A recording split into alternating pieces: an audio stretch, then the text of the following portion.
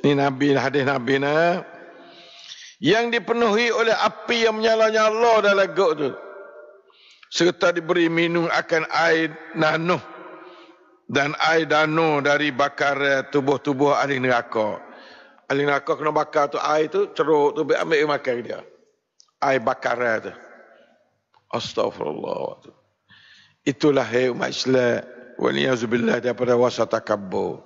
Jangan wasa takabbur. Wasa tawaduk pada Allah. Nah, khasyuk pada Allah. Tawaduk kepada hamba dia. Jangan duk jadi takabbur dengan hamba. Awak dia ngaji boleh tu, boleh doktor, tak doktor. Mula tak takabbur lu. Mula tak korang. Wasa haluh.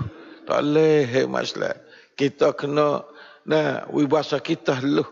Kita tak rak, kita kurang, orang lain lebih mulia daripada kita, kita kuasa kita. Tapi kita usaha nak ada yang mulia.